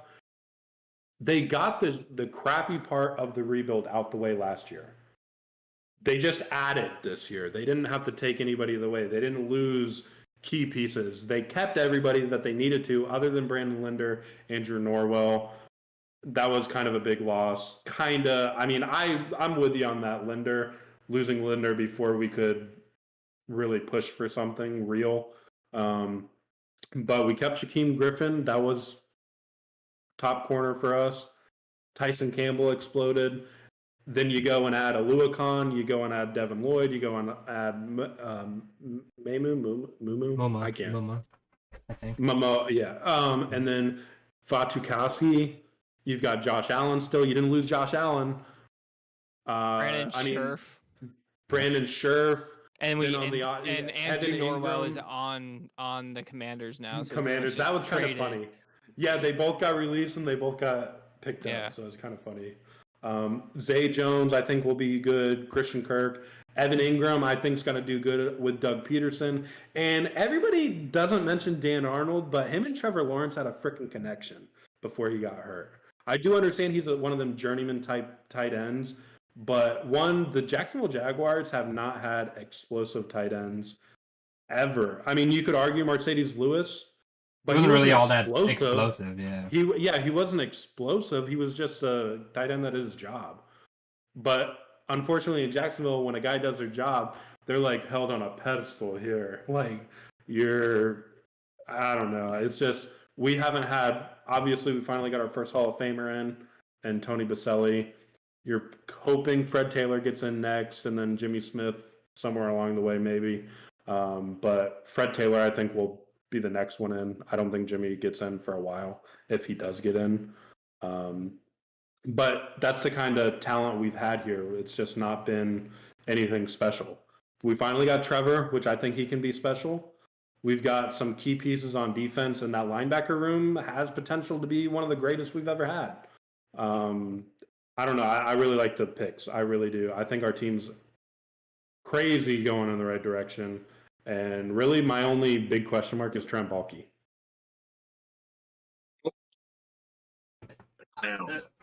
So Jaguars have a rookie quarterback. I just wanted to ask you guys real quick. Definitely, are you guys into like the Panini cards or anything like that? Because we've recently been getting into trading cards and stuff like that. Yeah, he just showed us some. Oh, I all right, yeah, you're good. Yeah, but if you see here, I pulled this out of a Prestige box, a Mac Jones auto. I think it's really cool. I'm probably gonna get it graded, and stupid lights kind of messing it up a little. It's just Oh, some of yeah. the ones I have. That's dope. That's crazy. Yeah, that's Actually, nice. I almost should get this. I got a red crown, Joe Burrow last year, or when his Ooh. rookie year came out. I should give this to David. It's just a Lamar Jackson, game worn jersey. I got 2 Ooh. of those. Card things like yeah, Hey, Xavier Falcons? McKinney auto. I care a little bit about. I have a bunch of cards from like when I was a kid and everything. Yeah, cards are definitely going to be a part of my game, and it's something I care about. They're just impossible to find at the moment because scalpers suck more than anything. Yeah, I know. We've been trying to find Prism Prism just came out, football. and we can't find them. I don't think they've stocked yet, but I think they stocked this week. But we've been to so many Targets and Jacks. I mean, and people just take everything. And the sad thing was on Father's Day, I went to Target to check. 2 kids came up to try to get cards for their father, and they were all gone. Like that's sad to me. I mean, you got Trading cards literally started out as a hobby for kids. Like, exactly. That's why And they now had the bubble gum in it. And now you had to sell 15. Yeah. Now how are kids gonna afford a $1,500 hobby box? I don't understand that. I also got a Devin Singletary green mosaic. It's numbered to 10 up in this corner. 1 out of 10. I like it. That's pretty cool. That's the only 2 big. Well, we have a lot of hits, but those are some of our biggest. Those are like good ones. Yeah. If you guys are interested in fantasy football at all this year, this is something that Dave and I are working on. We have a What's the Checkdown league for fantasy. We have a paid league and a non-paid league. We are trying to grab anybody as much as possible. We'll have multiple leagues going on. We want to try to have a live draft. I'm actually traveling to him, so we might have it in person. We'll see. But we're going to be having a full-on fantasy draft and everything. And if we can get as many people to join, that is one of our biggest goals this year. Okay. Yeah, definitely. Yeah, Ian's trying to start one too. Down. Yeah, we're trying to start one too.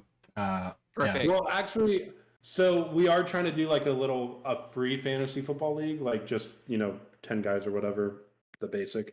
But I'm also on DraftKings. You can create a league, and I'm also trying to create one on Draft Leagues for every week you draft a new team or whatever. So I'm also trying to do one of those where it's only like $5 to get in, but obviously the more people you get in, the bigger the pot each week. Yeah. But yeah, I'm definitely down to do a paid league and non-paid. I'll get in. Yeah, Same. just send me the deets.